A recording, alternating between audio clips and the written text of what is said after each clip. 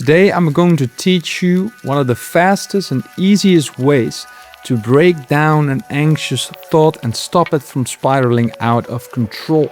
And we do that by learning about distortions, cognitive distortions, or thinking errors. So many of you have a hard time not giving in to the what if thoughts or the doomsday scenarios that our brain comes up with. Because obviously they feel so scary, they sound scary, or they feel like reality, like the what if question could actually become a reality. And if that is you, I want you to watch this video because it's gonna make a lot of sense. And for me, it changed a lot when I learned about these things. So please pay attention, participate in the exercise I have at the end, because it might make all the difference. We're gonna talk about what the cognitive distortions actually are, what is it, the three most common ones for anxiety, and we do the exercise where you identify if any of the three are behind your most dominant anxious what if thought or doomsday scenario. By the end of this, you're gonna be able to identify that and quickly and easily dismiss the thought whenever it shows up, which is part of responding correctly as I teach. Basically, we want to stop the buildup of nervous energy. We still want to stop this story from getting out of control and from giving into that. And we need to do that by dismissing it, diffusing it right when it starts to build up, right when you notice it. And it really helps to know about thinking errors or cognitive distortions, right? So what are cognitive distortions? We also call them thinking errors. Cognitive distortions are highly misleading ways of thinking about yourself, others, or the world. It's basically a filter that we have that skew reality that can also change or affect how we feel. There's three common ones that I'm going to explain to you in a second. It's going to blow your mind to see that this is what you do without actually even realizing it's a thinking error. Because basically they don't reflect the reality. As I said, it's highly misleading, but it sounds very convincing. And especially when you're in the anxiety cycle, we do a lot of this. So it's very insightful to learn about this. And obviously we want to know about this because it'll help us, as I said, diffuse, disarm, dismiss that anxious thought or doomsday that we have. So if you find yourself thinking lots of what if questions or picturing a doomsday scenario a lot, it might be hard to stop yourself from doing that or catch that whenever you're doing it. For me, it used to be like, what if I panic in the train, or what if I vomit in public, or what if I have to leave in the cinema to go to the bathroom because I'm feeling nauseous or whatever, I'm feeling anxious. And those questions, that type of thinking, will kind of fuel anxiety, right? Because you don't want to have these thoughts. You're scared about the outcome. You're picturing that doomsday to happen. You're picturing yourself vomiting or going crazy or crashing the car or giving into that scary intrusive thought that doesn't match your character. And you're like, this is not what I want. So fear builds up, adrenaline builds up. Obviously, that's how we reach the panic attack, or that's how we basically increase our anxiety levels.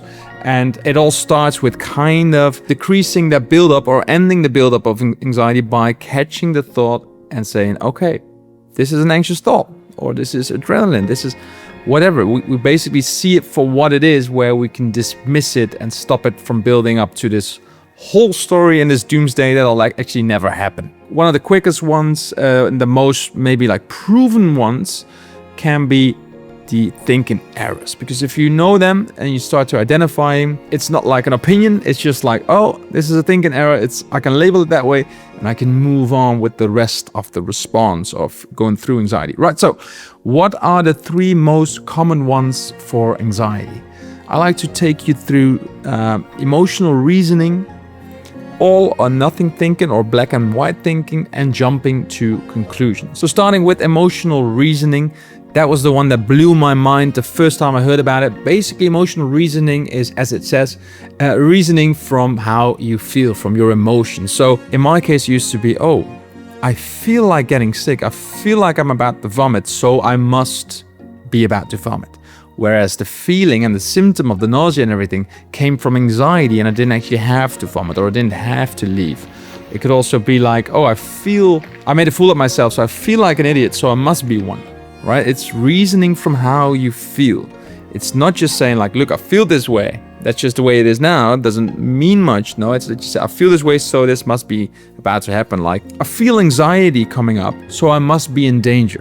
right? I feel anxious, so I must be in danger, whereas those things are not related, right? That is emotional reasoning. It's reasoning from the way you feel. I feel anxious, so I must be in real danger. The second one is black or white thinking, or all or nothing thinking.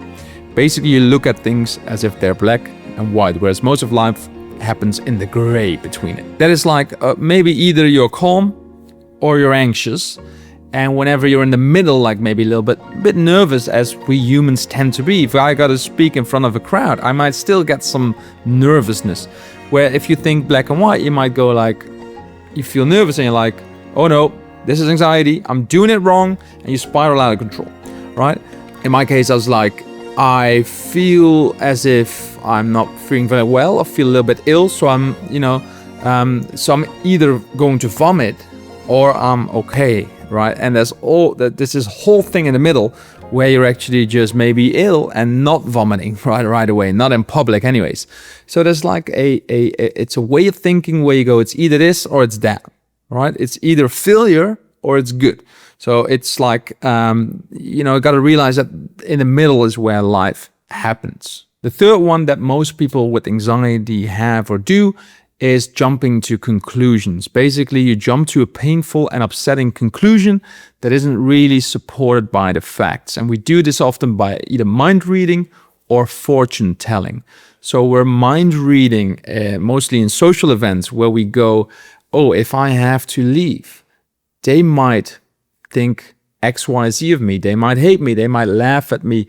Or if I do this in public, or if I do this, then these people will think I'm an idiot or I'm XYZ, right? And it's like an upsetting conclusion that we jump to without checking the facts, without actually realizing whether or not they think that way. We often have lots of thoughts of what other people might be thinking of us where we don't even have the truth ready to back that up, right? With fortune telling, it's like you view yourself, or you view this doomsday unfolding.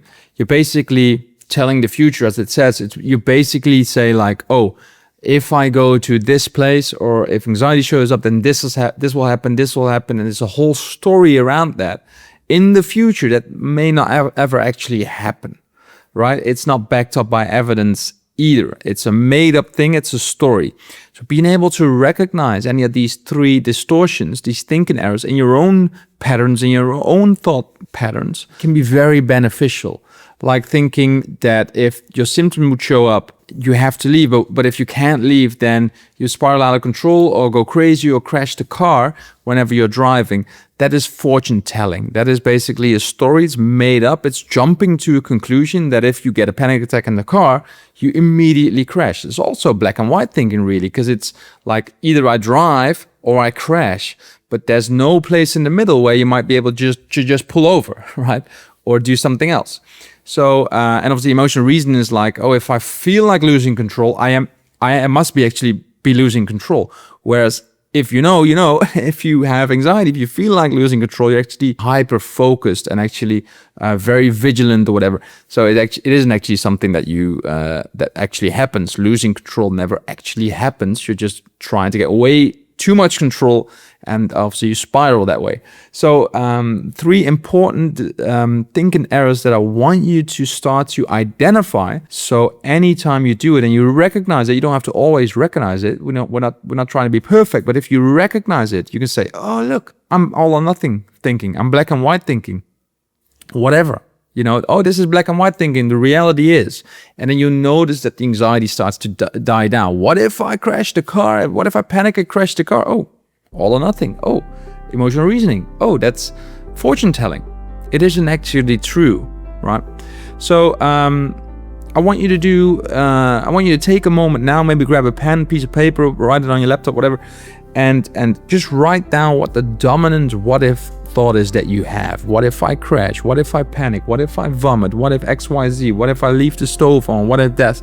Or if it's like a doomsday you picture of dying, or of like losing people, or a doomsday of losing control, going to the nut house, whatever it is, write it down and see if you recognize within that thought pattern any of the three cognitive distortions, and I'm confident, I'm pretty sure you're gonna at least identify one, maybe two, maybe even all three. And when I started doing this for my dominant what if questions, I was like, wow, this is actually shedding light on something. This is actually the truth. And when you know the truth, you know, when you have the evidence to back it up, the truth, you can remind yourself that in the moment when you forget all the things. If you have a panic attack in the car, you might forget about all the things, but you can recognize it as a thinking error, and that way you stop that buildup of nervous energy and you can allow it to pass. So I hope this is helpful. Please take a moment now, write it down.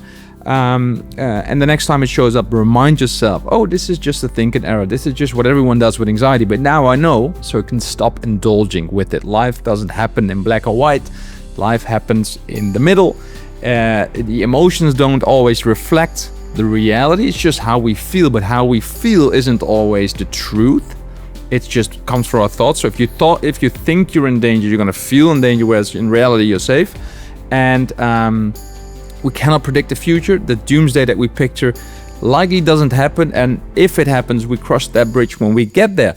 But it's a story. Remind yourself that anxiety comes up with stories. It's mind reading or it's fortune telling. We don't know what other people are thinking, and we don't know what the future entitles or what the future holds.